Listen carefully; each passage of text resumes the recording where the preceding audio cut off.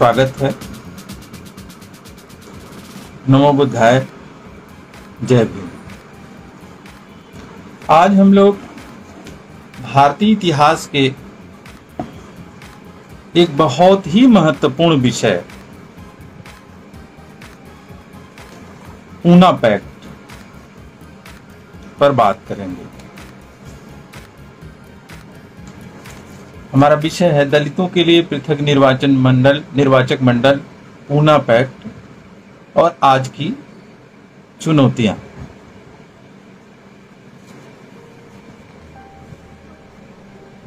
सबसे इस विषय के 3 हिस्से हैं। दलितों के लिए पृथक निर्वाचक मंडल, ऊना पैक्ट और आज की चुनौतियां। ऊना पैक्ट पर सबसे ज्यादा बहसें हैं। तथ्यों संबंधी भी तमाम विपरीत तथ्य सामने रखे जाते हैं। तो सबसे पहले मैं पृथक निर्वाचन पर बात करूंगा, लेकिन उसके पहले थोड़ी सी इस बात ऐतिहासिक पृष्ठभूमि पर ध्यान दे लेना चाहिए कि निर्वाचन का प्रश्न ही, निर्वाचक मंडल का प्रश्न ही कहां से आया। अंग्रेजों के आने से पहले भारत में किसी तरह के प्रतिनिधित्व का प्रश्न या निर्वाचित होने का प्रश्न या निर्वाचक होने का प्रश्न, यानी किसी को चुनने, सत्ता चलाने के लिए किसी को चुनने, चाहे स्थानीय सत्ता हो चाहे केंद्रीय सत्ता हो, किसी को चुनने या खुद चुने जाने का प्रश्न ही नहीं था। 1857 के में जो संघर्ष हुआ, उस 1857 में के संघर्ष में ब्रिटिश सत्ता की जीत के बाद ईस्ट इंडिया कंपनी का शासन समाप्त हो गया और महारानी विक्टोरिया का शासन भारत पर सीधे स्थापित हो गया। वहीं उसके बाद से ही भारतीयों की तरफ से मांग उठाने के चलते, और चूंकि विक्टोरिया का शासन था तो ब्रिटेन में लोकतंत्र था, तो लोकतांत्रिक संस्थाएं बनाने और लोकतांत्रिक संस्थाओं में भारतीयों को प्रतिनिधित्व देने का प्रश्न उठ खड़ा हुआ। सबसे पहले 1861 में इंडियन काउंसिल एक्ट के तहत बंगाल, मद्रास और बंबई, अब मुंबई में स्वशासन का आरंभ हुआ। 1861 में पहली बार भारत में स्वशासन मतलब स्थानीय स्तर पर स्वशासन, यानी चुने हुए लोग, यानी मत का अधिकार और चुने जाने का अधिकार। जब मत का अधिकार की बात कर रहे हैं तो सबके लिए मत का अधिकार नहीं मिला था। यह 3 प्रेसिडेंसी में हुआ था, बंगाल में, मद्रास में और बंबई, जिसे अब मुंबई कहते हैं। फिर 1886 में पश्चिमोत्तर प्रांत में, फिर 1897 पे पंजाब में, और फिर 1892 में के लेजिस्लेटिव विधायिकाओं में नामजद सदस्यों की संख्या बढ़ाई गई। इसी प्रक्रिया में 1882 में एक बिल आया, 1883 में एल्बर्ट बिल आया, 1919 में मार्लो मिंटो सुधार आया, रिफॉर्म आया, और जो हम बाद में बात करेंगे कि 1919 में मॉन्टेग्यू चेम्सफोर्ड सुधार।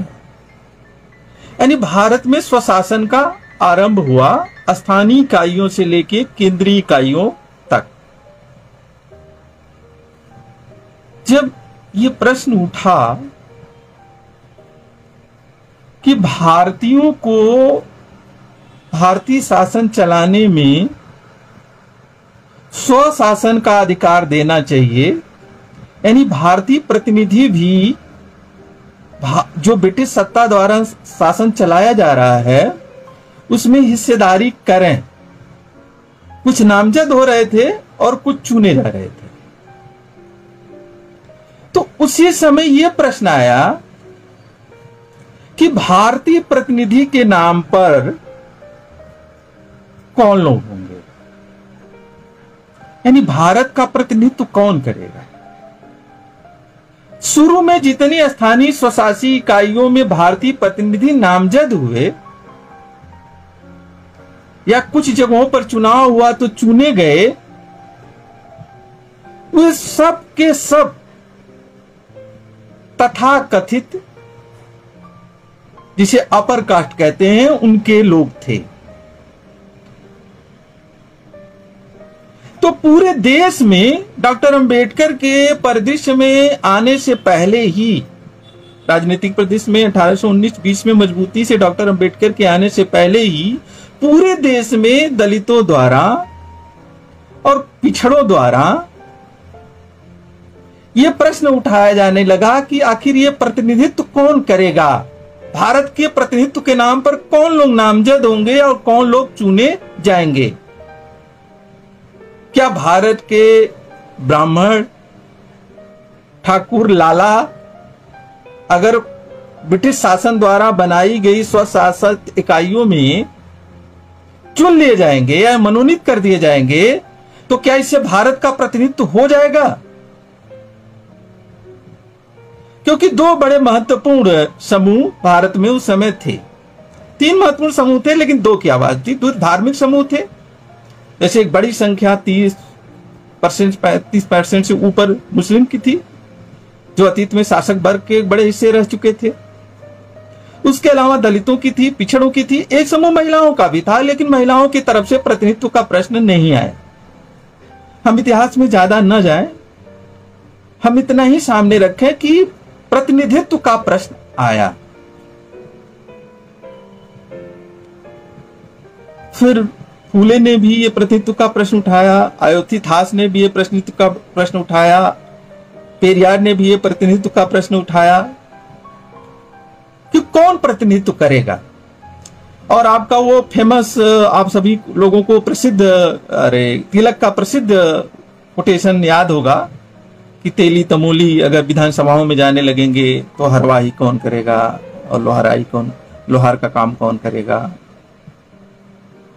तो प्रतिनिधित्व के प्रश्न, तो पूना पैठ का प्रश्न प्रतिनिधित्व के प्रश्न से जुड़ा हुआ है। मैं पूरे प्रतिनिधित्व के प्रश्न में विस्तार से नहीं जाता, क्योंकि 1861 से लेके 1932 तक एक बड़ा लंबा कार्यकाल है। इस बीच भी बहुत कुछ घटित हुआ। मैं सीधे आता हूं पूना पैठ की परिस्थिति पर। 1909 में ही, यानी जब मार्ले मिंटो सुधार हुआ, तो उसमें मुस्लिम समुदाय को पृथक निर्वाचक मंडल का अधिकार मिल गया था। क्योंकि 1909 में ही आप जानते हैं कि मुस्लिम लीग की भी स्थापना हो गई थी और मुस्लिम समुदाय ने साफ शब्दों में यह कह दिया था, और मुस्लिम लीग ने साफ शब्दों में कह दिया था कि जो कांग्रेस है वो हिंदू वर्चस्व की पार्टी है, वो हमारा प्रतिनिधित्व नहीं करती है और हमें पृथक प्रतिनिधित्व चाहिए। और अगर हमको उनके ऊपर छोड़ दिया गया तो बहुमत के हिंदू बहुमत हमको प्रतिनिधित्व से वंचित कर देगा। अगर आपको उसको देखना हो तो आप देखिए, आज मुस्लिम 16% 17% तो हैं और करीब करीब प्रतिनिधित्व से केंद्रीय स्तर पर बाहर है, तो उनकी आशंका नाजायज नहीं थी। तो मुस्लिम को पृथक प्रतिनिधित्व मिल गया। पहले गोलमेज सम्मेलन में जो 30 में हुआ, उसमें गांधी नहीं गए, लेकिन डॉक्टर अंबेडकर गए थे। लेकिन उसके पहले 1928 में साइमन कमीशन आया था, और उस साइमन कमीशन का ये काम था देखना कि भारत में संवैधानिक सुधार कैसे किए जाएं, भारत में नए संविधान का स्वरूप क्या हो, और अलग अलग समुदायों वर्गों को अलग अलग प्रतिनिधित्व कैसे मिले।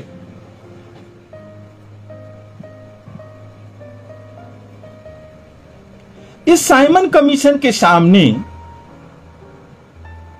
दलित समुदाय की 18 संस्थाओं ने गवाही दी, जिसमें 16 ने पृथक निर्वाचन क्षेत्र की मांग की। उस समय डॉक्टर अंबेडकर ने संयुक्त मतदाता संघ और आरक्षित स्थानों की भी मांग रखी थी। एक बात यहां स्पष्ट कर दूं कि डॉक्टर अंबेडकर से पहले भी दलितों के समूहों की तरफ से पृथक प्रतिनिधित्व की बात हो रही थी। दो बातें स्पष्ट तौर पर दलितों द्वारा कही जा रही थी कि गैर दलित, उस समय सीधी सी बात है, गैर दलित जो सवर्ण है, जो सछूत है, मतलब वो दलितों का प्रतिनिधित्व नहीं कर सकते। और कांग्रेस कह रही थी, विशेषकर गांधी कह रहे थे कि कांग्रेस पार्टी जो है वो प्रतिनिधित्व करती है, और गांधी खुद दावा कर रहे थे कि वो दलितों का प्रतिनिधित्व करते हैं और कांग्रेस पार्टी दलितों का प्रतिनिधित्व करती है।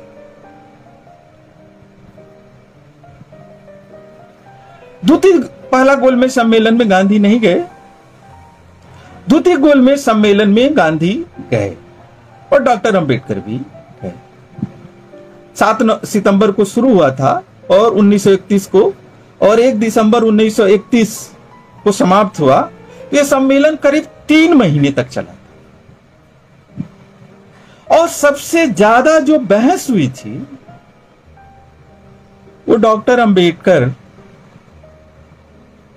और गांधी के बीच हुई थी। पहली बहस तो यही थी कि शुरू में गांधी डॉक्टर अंबेडकर को दलितों का प्रतिनिधि स्वीकार करने के लिए तैयार ही नहीं थे। काफी बहसों के बाद और भारत से बहुत सारे चिट्ठियां, प्रतिवेदन जाने के बाद ब्रिटिश सरकार को दलित समूहों द्वारा किसी तरह से वो उनको प्रतिनिधि स्वीकार करने को तैयार हुए, लेकिन ये दावा करते रहे कि वो दलितों का प्रतिनिधित्व करते हैं और कांग्रेस पार्टी दलितों का प्रतिनिधित्व करती है। उस सम्मेलन में, द्वितीय गोलमेज सम्मेलन में, डॉक्टर अंबेडकर ने शिक्षा, नौकरी, सेवाओं, स्कॉलरशिप, यानी काफी बड़ी लंबी लिस्ट है जिसमें दलितों के लिए अधिकारों की मांग, यहां तक नागरिकता का अधिकार भी शामिल था, क्योंकि नागरिक भी दलितों का नहीं बना। एक बात मैं शुरू में कहना भूल गया, यहां जरूर स्पष्ट कर दूं कि इस देश के अंदर कोई भी ऐसा समुदाय नहीं है जिसकी स्थिति पहले भी, आज के 100 साल पहले भी, 90 साल पहले भी, आज भी दलितों जैसी हो। क्योंकि अभी दलित मंदिर में चला जाए क्या एक बच्चा तो 25,000 का जुर्माना, मुंह नहीं रख सकता है। इस पर बात करने की जरूरत नहीं। ये एकदम स्थापित तथ्य है कि इस देश में आर्थिक तौर पर, सामाजिक तौर पर, धार्मिक तौर पर, सांस्कृतिक तौर पर सबसे उपेक्षित और अपमानित आज की डेट में भी, व्यवहारिक जमीन पर जाएंगे आप, चाहे शहर के स्लम बस्तियों में जाइए, चाहे गांवों में जाइए, तो यही समुदाय है और उस समय भी था। डॉक्टर अंबेडकर के सामने यह सवाल था कि इस समुदाय को कैसे थोड़ा सा न्याय दिलाया जाए, थोड़ी सी समता दिलाई जाए। तो द्वितीय गोलमेज सम्मेलन में सबसे ज्यादा बहस गांधी और डॉक्टर अंबेडकर के बीच हुई। 3 महीने तक वो सम्मेलन चला। ब्रिटिश सरकार ने यह कह दिया कि अगर आपस में आप लोग कोई सहमति बना लें तो हम उसे स्वीकार कर लेंगे। लेकिन डॉक्टर अंबेडकर पृथक निर्वाचक मंडल की अपनी मांग पर अड़े रहे। यहां मैं एक बात और स्पष्ट कर दूं कि पृथक निर्वाचक मंडल केवल दलितों को नहीं मिला। पृथक निर्वाचन मंडल मुस्लिम को मिला था, सिखों को मिला था, भारतीय ईसाइयों को मिला था, भारत के यूरोपीय लोगों को मिला था, राजाओं नवाबों को मिला था, केवल और केवल और दलितों को नहीं मिला था। उसके पीछे तर्क था, यह तर्क सबसे बड़ा था, सिख मुस्लिम का तर्क था कि हिंदू में बहुमत वाली कांग्रेस हमारा प्रतिनिधित्व नहीं कर सकती है, और चूंकि वो बहुमत में है तो वोट की राजनीति में अगर संयुक्त निर्वाचन क्षेत्र बनते हैं तो उन्हीं की सरकार बनेगी, वही बहुमत में होंगे और हमारा प्रतिनिधित्व नहीं होगा। यह ज्यादातर अल्पसंख्यक समुदायों की चिंता थी। और डॉक्टर अंबेडकर दलितों को भी अल्पसंख्यक ही मानते थे। इसी नाते उनकी जो सबसे महत्वपूर्ण किताब है जो संविधान के रूप में लिखी, उसका नाम उन्होंने लिखा है स्टेट एंड माइनॉरिटी, जो हिंदी में हम लोग राज्य और अल्पसंख्यक नाम से पढ़े। आज भी दलित बहुत सारे मामले में अल्पसंख्यक हैं, बहुत सारे मामलों में एका बन जाती है, कम से कम छूत के आधार पर तो एका बनी जाती है कि यादव ब्राह्मण को छू सकता है, उसके साथ खाना खा सकता है, उसके साथ बैठ सकता है, ये एकता तो बनी जाती है। कहार भी सछूत है। सबसे अल्पसंख्यक समुदाय और टोला उसका बनाया गया बिल्कुल अलग, आर्थिक संसाधनों से वंचित, आवासीय संसाधनों से वंचित, धार्मिक अधिकार से पूरी तरह वंचित, शिक्षा से पूरी तरह वंचित। तो उसे अल्पसंख्यक, डॉक्टर अंबेडकर कहते थे कि जितना अल्पसंख्यक दलित है उतना अल्पसंख्यक तो कोई नहीं है, और इसको भी कुछ ऐसे विशेषाधिकार मिलने चाहिए जिसके साथ न्याय हो सके। उसमें था पृथक निर्वाचन का अधिकार। अब जरा पृथक निर्वाचन के अधिकार को समझो। 2 व्यवस्था हुई थी। तो गांधी को किसी भी तरीके से, थोड़े बाद में बात करते हैं, किसी भी तरीके से कोई वो नहीं हुआ, कोई फैसला नहीं हुआ, और द्वितीय गोलमेज सम्मेलन बिना फैसले के समाप्त हो गया। और ब्रिटिश प्रधानमंत्री एमसी मैकडॉनल्ड को यह जिम्मेदारी दे दी गई कि वो जो निर्णय करेंगे उसको माना जाएगा।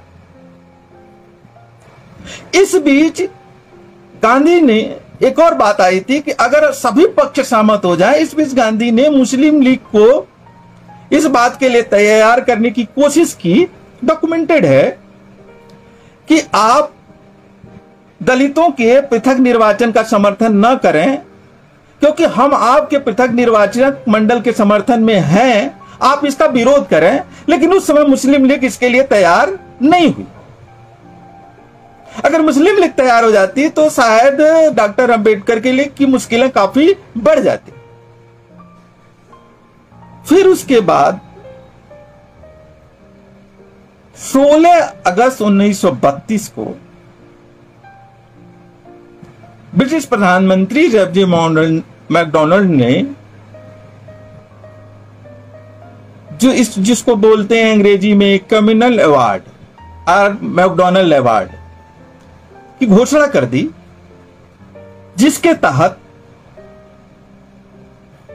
मुस्लिम को, सिखों को, भारतीय ईसाइयों को, भारतीय यूरोपियों को, जमींदारों नवाबों को और साथ में दलितों को पृथक निर्वाचन का अधिकार मिल गया। यहां एक चीज कभी कभी कंफ्यूजन होती है, उसको समझ लें कि दलितों को 2 चीज मिली। उसी बहस में गांधी के साथ जो बहस हो रही थी, तो गांधी कह रहे थे कि जो दलित हैं अगर वो तरह से पृथक निर्वाचन उनको पूरी तरह मिल जाएगा तो वो पूरी तरह से हिंदुओं से अलग हो जाएंगे। तो डॉक्टर अंबेडकर ने एक प्रस्ताव रखा था, जहां तक मैंने पढ़ा, इसको और मैं देखना चाहता हूं कि दो तरीका अपना लेते हैं। कुछ सीटें ऐसी जहां